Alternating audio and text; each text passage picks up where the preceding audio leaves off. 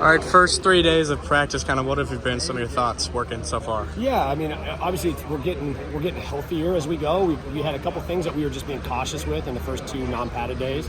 But we got Harpole full go today. We got Shimon and Sevens and a lot of the practice except team today. So getting our full look at our guys.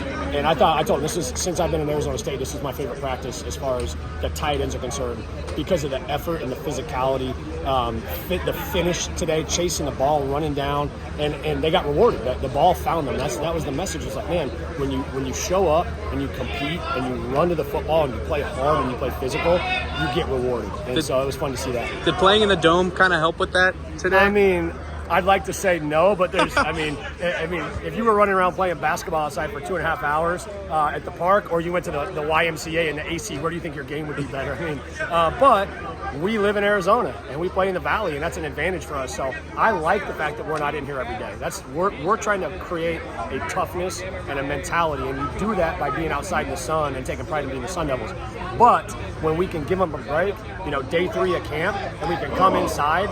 Usually day 3, there's a drop off on the workload and the effort, and I thought there was an increase today. So this is a tool that we can use. We just don't want to let it make us soft. Got almost an entirely new room here this camp. How have they been adjusting to the heat and coming in here and all that stuff too? Yeah, I mean, I think the good thing is, you got Harpole's from Texas, and he was in San Diego.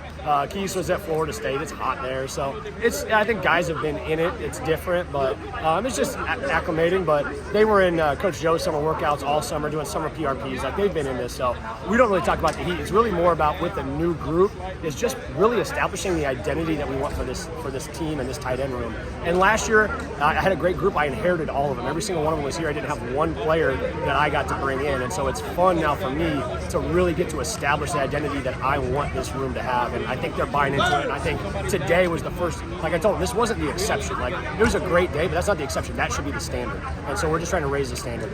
Is that helpful for you, even though you're bringing in entirely a new group, that it was kind of you bringing in those guys, you kind of get to mentor them a little bit more and kind of be their lead man? No doubt. I mean, that's ultimately what you want to do. And that's why you want to recruit the high school at a high level, because hopefully 4 years from now, we're rolling, and the whole tight end room is guys that I recruited out of high school, that I got to know them as sophomores, and I watched them play games as juniors, and I had, in-home visits with their family, and that's when you establish the identity and the culture that you want. But right now, it's getting guys that want to be here to come in and buy into what we're trying to build, and I think the guys right now are doing a good job of that. What are some of the improvements you've seen from the guys that were already here this spring in the first days of fall camp?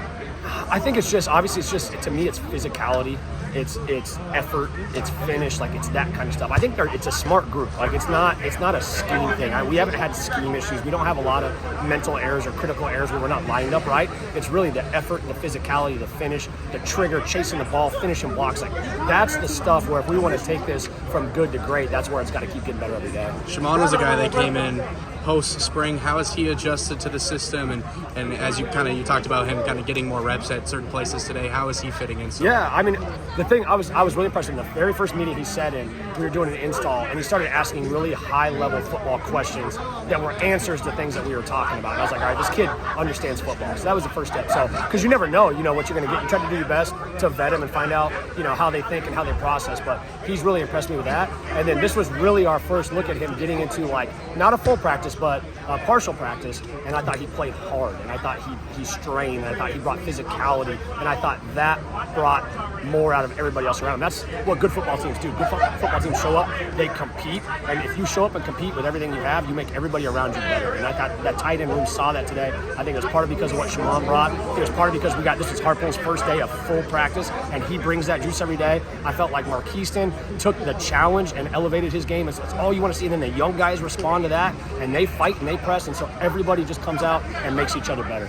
Giggy making the move to tight end this season, kind of what went into that decision and how has he adjusted to that? Yeah, well, I mean, when we saw Giggy as a prospect, we saw a big athlete. I don't think we necessarily saw a position. We just said this is a big, long athlete, and he's 254 pounds, and he can run, he can change direction, and we need him on our team. He's going to help us somewhere. And so as we started looking at numbers, I think just the numbers in the tight end room, we were a little bit more thin, so having a body like that helped. And Giggy played tight end and defensive end and D-tackle in high school, so it's not like this is foreign to him. He's done it. He's run routes and catch balls. You know, we watched him in our 7-on-7 last summer here at ASU run around and catch balls, and that was part of the reason why we liked him, is because of some of the things that he showcased. So it's been fun to get him on that side and then really start dialing in technique, because right now he's just a big athlete that wants to run 100 miles an hour through a brick wall, and we've got to get him to learn how to control that. But the violence and the physicality that he plays with is elite, and he's a big body, he's a big athlete, and so you can do stuff with big athletes. With all the guys having high energy, being big athletes, does that kind of help them bind together and work as a team, just